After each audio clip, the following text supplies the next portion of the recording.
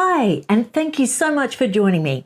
I thought it would be fun to share in this video the revelations I've had after carefully reading Omid Scobie's book Endgame.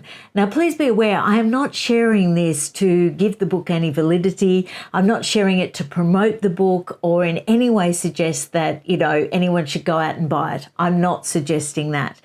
But I did get revelations from it that I don't think Omid Scobie would really want me to have. And that just prompted me to want to share them with you.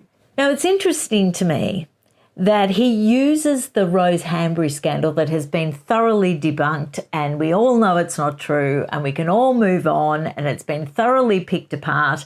And so that's not why I'm bringing this up. But Omid Scobie brings it up. And he brings it up in relation to Prince Harry and Meghan. Now, he made that connection. I didn't make that connection.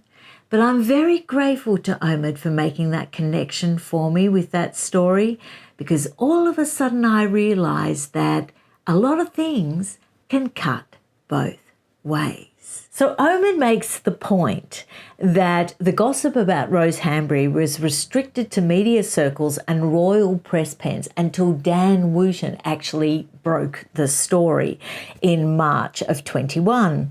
And he said this carefully worded article hinted at, that there was a falling out between Rose Hanbury and Catherine, and supposedly it was about an alleged affair between Rose Hanbury and Prince William, which we all know is completely untrue, and it was just vicious speculation.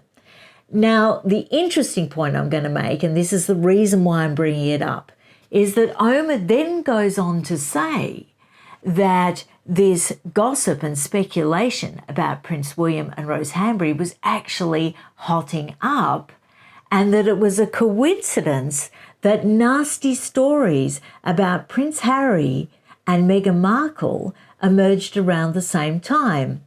And he intimates, alleges, implies that somehow there's a connection, that somehow the disappearance of the Rose Hanbury stories and Prince William and Catherine disappeared off the front pages because Prince Harry and Meghan Markle were offered up as a tabloid sacrifice.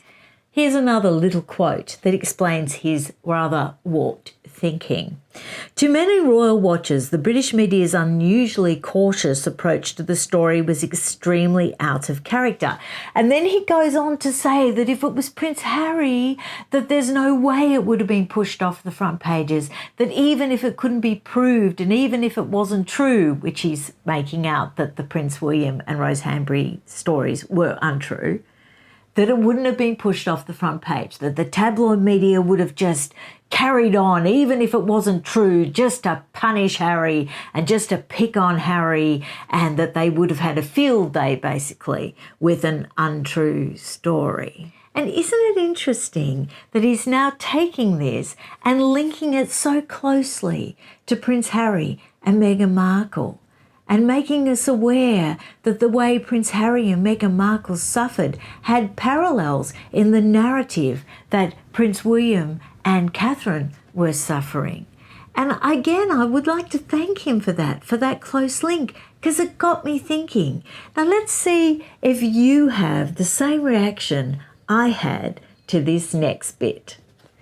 Now, he goes on to say that the Rose and Kate fallout, the supposed breakdown of their friendship, which again has not been verified and is untrue, that a former editor of a tabloid told Omid Scobie that it was just too difficult and they didn't really need to lead with all that. Now, why would it be too difficult? Because it was untrue, and so they couldn't lead with it.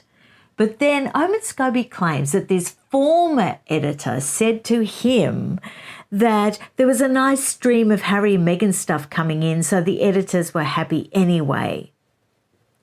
Now, it was during this run of Rose stories, Omid says, that the Sussexes, who had started their own separate office at Buckingham Palace, started to get negative and revealing stories about them.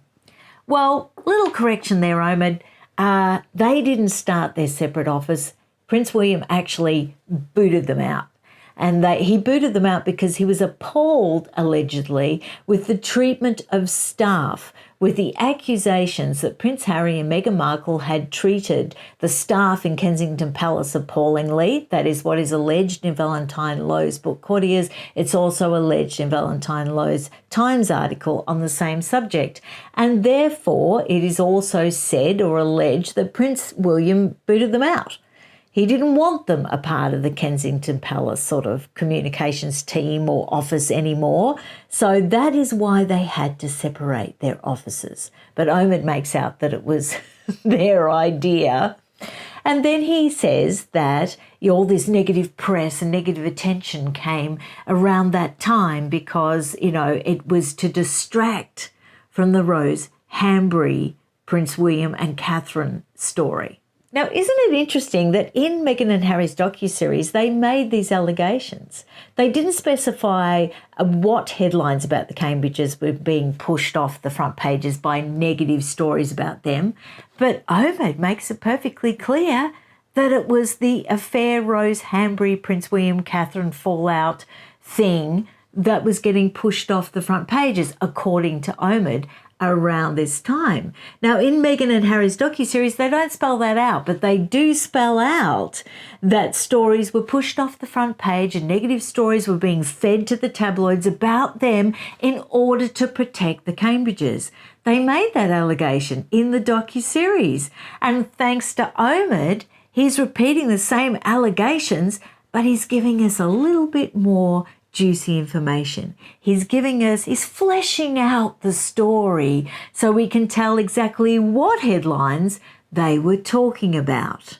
Now, all this has just revealed to me that in their spiel about the fact that the Cambridges were protected by feeding negative stories about Harry and Meghan, that can work the other way. That can work the other way. Because negative stories were being released about the Sussexes, but they weren't coming from the palace. They weren't coming from the Cambridges. Yes, they were being leaked, but not from palace sources. The palace sat on that dossier about the alleged bullying by Meghan Markle and Prince Harry. They sat on it for another 2 years. Now, does that smack of someone using it to get themselves off the front page? Of course not. They sat on it. They were trying to protect them. So it does work the other way. If you were having negative headlines about alleged bullying or about staff leaving in distress or about the fact that you're not as nice as you make yourself out to be, if you were the Sussexes, what would knock all that off the front page? Allegations of an affair with the heir to the throne and his lovely wife and his lovely wife's best friend?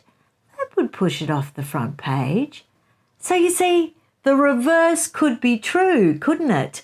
We could reverse the story. We could make reverse allegations if we were so inclined.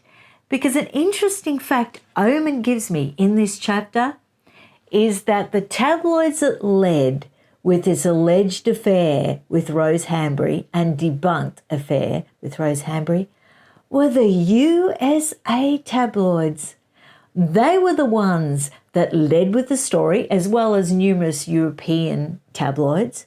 But the US tabloids ran with it, and the US tabloids ran with it beyond the British media losing interest, because the British media found them to be untrue and unverifiable, so they stopped leading with it.